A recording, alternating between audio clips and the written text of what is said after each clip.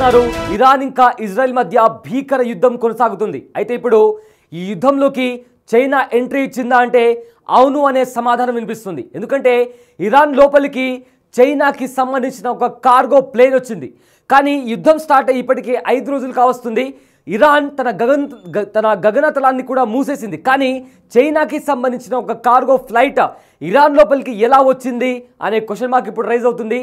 అయితే ఇరాన్కు సహాయం చేయడానికి చైనా తన సైనికులను అదేవిధంగా ఆయుధాలను కూడా పంపించినట్టు తెలుస్తుంది. సో దీంతో ఈ యుద్ధం మరింత తీవ్ర రూపం దాల్చే అవకాశం ఉన్నట్టు కూడా కనిపిస్తుంది. అయితే అమెరికా ఒకవైపేమో ఇజ్రాయెల్కు సపోర్ట్ ఇస్తుంది. ఇక ఇరాన్కి సపోర్ట్గా చైనా ఎంట్రీ ఇచ్చిందా అంటే అవును అనే సంకేతాలు కనిపిస్తున్నాయి. బిగ్ స్క్రీన్ పైన మీరు ఏదైతే విజువల్ చూస్తున్నారో అందులో ఉన్న ఫ్లైట్ కార్గో ఫ్లైట్ చైనాకి సంబంధించింది. అది ఇప్పుడు రహస్యంగా ఇరాన్లోకి ఎంట్రీ ఇచ్చింది. దీంతో ఈ యుద్ధంలోకి రంగంలోకి చైనా దిగిందా అనే అనుమానాలు వస్తున్నాయి. అయితే ఇరాన్కి ఒక కార్గో ఫ్లైట్ వచ్చింది. ఈ కార్గో ఫ్లైట్లో ఆయుధాలు అదేవిధంగా సైనికులను మోహరించినట్లు కూడా తెలుస్తోంది. బిగ్ స్క్రీన్ పైన ఆ ఫ్లైట్ కార్గో ఫ్లైట్కి సంబంధించిన విజువల్ కూడా మీరు చూడొచ్చు. సో ఈ ఫ్లైట్లో ఈ కార్గో విమానంలో చైనా సైనికులు అదేవిధంగా ఆయుధాలు వీటిని కూడా చైనా ఇరాన్కు తరలించినట్టు కూడా తెలుస్తోంది. అయితే రహస్యంగా చైనా విమానాలు ఇరాన్లోకి ప్రవేశించాయి. సో ట్రాకింగ్ రాడార్ వ్యవస్థను ఆఫ్ చేసింది చైనా. అయితే ఇరాన్ రక్షణ వ్యవస్థను బలోపేతం చేసేందుకు కూడా చైనా ప్రయత్నిస్తుంది.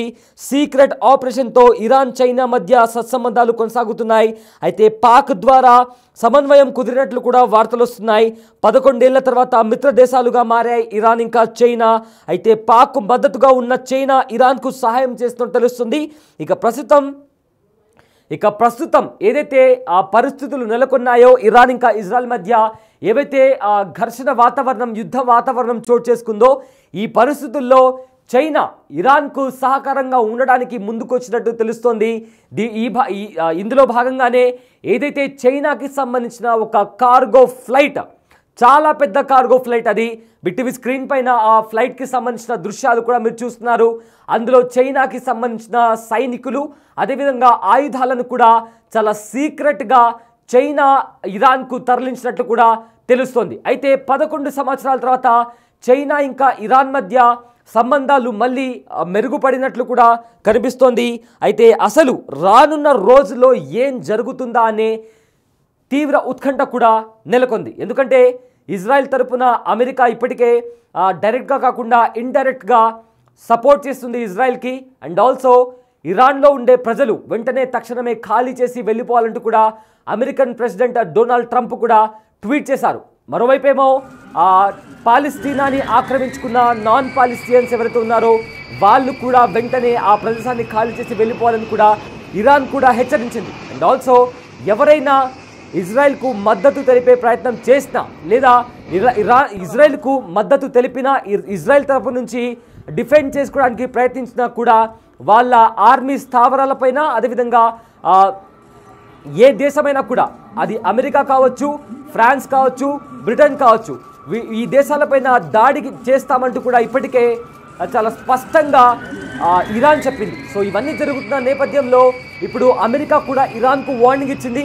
ఒకవేళ అటాక్ చేయాలి అనే దుస్సాహసం చేస్తే వెంటనే గతంలో ఎన్నడూ కని విని ఎరుగని రీతిలో కూడా దాడి చేస్తామంటూ కూడా ఇప్పటికే అమెరికా కూడా వార్నింగ్ ఇచ్చింది. అయితే ఇప్పుడు ఈ యుద్ధంలోకి చైనా ఎంట్రీ ఇచ్చింది, డ్రాగన్ కంట్రీ ఎంట్రీ ఇచ్చింది. సో ఇప్పటికే ఈ యుద్ధం ఏదైతే ఉందో ముందుగా ఇజ్రాయెల్ ఇంకా ఇరాన్ మధ్య నెలకొంది. ఇప్పుడు అది కాస్త మెల్లగా ఈ యుద్ధం అనేది ఇతర దేశాలకు పాకుతుందా అనే క్వశ్చన్ కూడా ఇప్పుడు రైజ్ అవుతుంది. ఎస్, ఎందుకంటే చైనా డ్రాగన్ కంట్రీ ఇరాన్లోకి అడుగుపెట్టింది. ఇరాన్ దేశానికి రహస్యంగా సైనికులను అదేవిధంగా ఆయుధాలను కూడా తరలించినట్లు కూడా సమాచారం.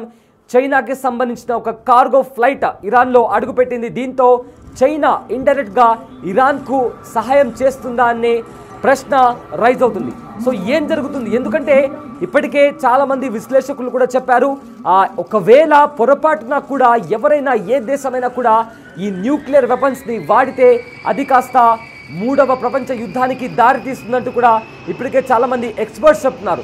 సో ఏం జరగబోతుంది? ఒకవైపేమో అమెరికా ఇజ్రాయెల్కు మద్దతు తెలిపింది, మరోవైపేమో చైనా ఇరాన్లో అడుగుపెట్టి ఇరాన్కు సహకారాన్ని అందిస్తుంది. సో ఇవన్నీ పరిణామాలు జరుగుతున్న నేపథ్యంలో ఏం జరుగుతుంది అనే టెన్షన్ వాతావరణం, ఆందోళనకరమైన వాతావరణం కనిపిస్తుంది.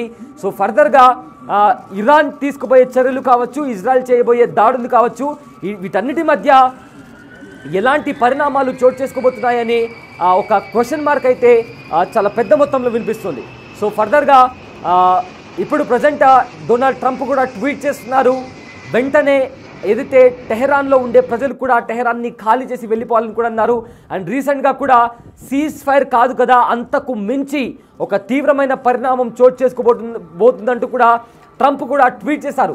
సో ఇవన్నీ జరుగుతున్న నేపథ్యంలో ఇప్పుడు చైనా ఎంట్రీ ఇవ్వడం అనేది నిజంగా చాలా ఆందోళన కలిగించే విషయం. సో యుద్ధం కాస్త మూడవ ప్రపంచ యుద్ధానికి దారితీస్తుందా అనే క్వశ్చన్ మార్క్ ఇప్పుడు సర్వత్రా వినిపిస్తోంది.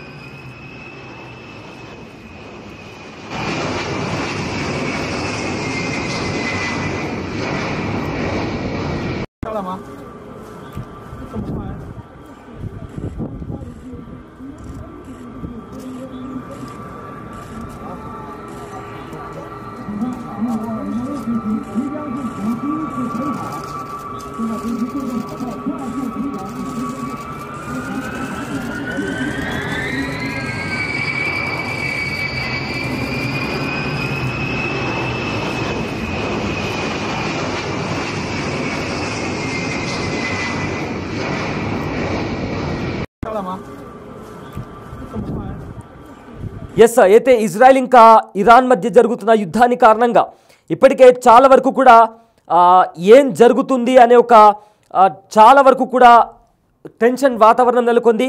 అయితే ఇరాన్ ఇజ్రాయెల్ యుద్ధంలో ఏదో కీలక పరిణామం చోటు చేసుకోబోతుందనే భయాలు ఇప్పుడు తెర మీదకి వచ్చాయి. G7 సదస్సు నుంచి అమెరికా అధ్యక్షుడు డొనాల్డ్ ట్రంప్ వాషింగ్టన్కి వచ్చేశారు. పైగా ఆయన నేతృత్వంలోని ఒక ఆయన లీడర్షిప్ కింద ఒక సిచ్యువేషన్ రూమ్ని కూడా ఏర్పాటు చేయాలని కూడా ఇప్పటికే అధికారులకు ఆయన ఆదేశం ఇచ్చారు. అయితే అందుకు కారణం ఏంటి?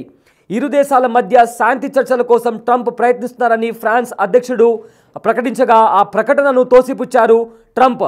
శాంతి చర్చలు కాదు, అంతకు మించి జరగబోతుందంటూ కూడా ట్రంప్ ప్రకటించడం ఇప్పుడు తీవ్ర చర్చానీయాంశమైంది. సో ప్రజెంట్ ఇరాన్ ఇంకా ఇజ్రాయెల్ మధ్య జరుగుతున్న యుద్ధం నేపథ్యంలో ఆ యుద్ధం ఏదైతే ఉందో తారాస్థాయికి చేరింది. సో ప్రజెంట్ ఇజ్రాయెల్ ఇంకా ఇరాన్ కాల్పుల విరమణకు ట్రంప్ ఆఫర్ చేశారని ఫ్రాన్స్ అధ్యక్షుడు తెలిపారు. అయితే ఫస్ట్ అయితే దీనికి సంబంధించి కూడా ఈ వార్తలన్నీ బయటకు వచ్చిన తర్వాత ట్రంప్ ఆ ప్రకటనని కూడా తోసిపుచ్చారు. పబ్లిసిటీ కోసమే మెక్రాన్ అలాంటి ప్రకటన చేసి ఉంటారని, అసలు ఏదైతే జరగబోతుందో అది ఎవరు కూడా ఊహించలేరని కూడా చెప్పారు. అయితే తాను వాషింగ్టన్ వెళ్ళేది కాల్పుల విరమణ కోసం కాదని, అంతకు మించిందే జరగబోతుందంటూ కూడా ట్రంప్ సోషల్ మీడియా వేదికగా ప్రకటించారు.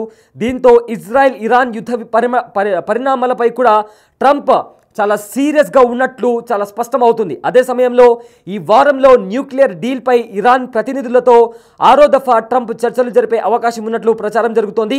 కానీ అమెరికా రక్షణ శాఖ మంత్రి ఆ వార్తలను తోసిపుచ్చారు. ఇరాన్పై ఇజ్రాయెల్ దాడుల నేపథ్యంలో అలాంటి చర్చల ప్రస్తావన కనుమరుగైపోయిందని కూడా ఆయన క్లారిటీ ఇచ్చే ప్రయత్నం చేశారు. సో మొత్తం మీద ఇప్పుడు ఈ యుద్ధంలోకి చైనా ఎంట్రీ ఇచ్చింది. సో ఇప్పుడు ప్రజెంట్ ఏం జరగబోతుంది? ఈ యుద్ధం కాస్త ఇతర దేశాలకు పాకుతుందా? అయితే అది కాస్త మూడవ ప్రపంచ యుద్ధానికి దారితీస్తుందా అనే క్వశ్చన్ మార్క్ ఇప్పుడు రైజ్ అవుతుంది.